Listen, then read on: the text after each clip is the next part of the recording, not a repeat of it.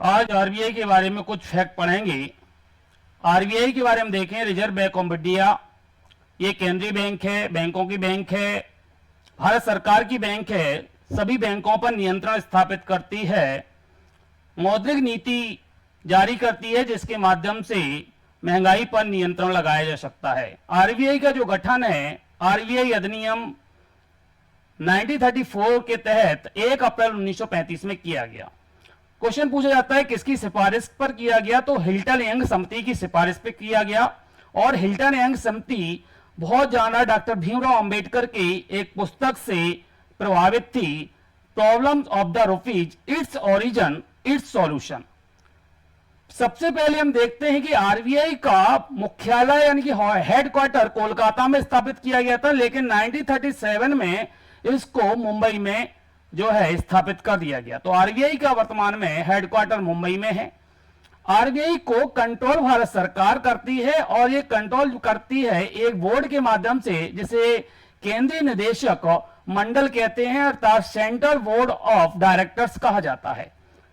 Central board of directors का गठन पूरी तरह से आरबीआई एक्ट 1934 के तहत भारत सरकार करती है। 4 साल के लिए इसका गठन किया जाता है। इसमें एक गवर्नर होता है और 4 डिप्टी गवर्नर होते हैं। ये ऑफिशियल लोग होते हैं, कुछ नॉन ऑफिशियल लोग भी होते हैं।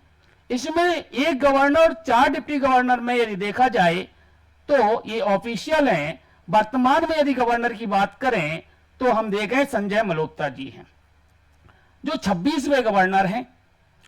और इसके अतिरिक्त हम देखते हैं कि अभी हमने उर्जित पटेल के बारे में बताया था, जो नोटबंदी के समय उर्जित पटेल आरबीआई के 24वें गवर्नर रहे हैं और वर्तमान में अंतरराष्ट्रीय मुद्रा कोष आईएमएफ के हम कहें एजुकेटिव डायरेक्टर चुने गए हैं, इसके या नियुक्त किए गए हैं। इसके साथ साथ आरबीआई में हमने आपको बताया कि नॉन ऑफिशियल जो लोग होते हैं, नॉन ऑफिशियल लोग में 10 लोगों को जो वेरियस प्रकार के हम कहें अलग अलग क्षेत्र के एक्सपर्ट होते हैं, उन 10 लोगों को उनको नियुक्त किया जाता है। 2 सरकारी क्षेत्र के होते हैं। सरकारी क्षेत्र का मतलब ये है सेक्रेटरीट से, जैसे फाइनेंशियल मिनिस्ट्री है, फाइनेंस सेक्रेटरी, या हम कहें कि रेवेन्यू सेक्रेटरी, ये 2 लोग होते हैं। इसके अतिरिक्त देखें तो आरबीआई के जो 4 लोकल हम कहें कार्यालय हैं, मुंबई है, दिल्ली है, चेन्नई है और कलकत्ता है, इनमें यदि देखा जाए तो 4 कार्यालयों से एक अधिकारी को अपॉइंट किया जाता है। इस प्रकार से आरबीआई के को नियंत्रित करने वाले बोर्ड में 21 कैंडिडेट होते हैं। इसके अतिरिक्त यदि हम देखें आरबीआई के बारे में तो हमारे प्रधानमंत्री हम कहें स्वर्गीय डॉक्टर मनमोहन सिंह, पूर्व प्रधानमंत्री डॉक्टर मनमोहन सिंह आरबीआई के गवर्नर रहे हैं और वो 15वें गवर्नर रहे हैं। कहा जाता है कि एक ऐसे प्रधानमंत्री कौन है जो आरबीआई के गवर्नर रहे हैं, तो हमारे 13वें प्रधानमंत्री स्वर्गीय श्री डॉक्टर मनमोहन सिंह 15वें आरबीआई के गवर्नर रहे हैं और 1982 से 1985 तक रहे हैं। 2 वर्ष 4 महीने के लिए रहे हैं। इसके साथ साथ यदि देखें अभी हाल में ही इन्हें मरणोपरांत एक पुरस्कार दिया गया है। उस पुरस्कार का नाम है पीवी नरसिम्हा राव अवार्ड। तो इनकी पत्नी ने इस अवार्ड को ग्रहण किया है।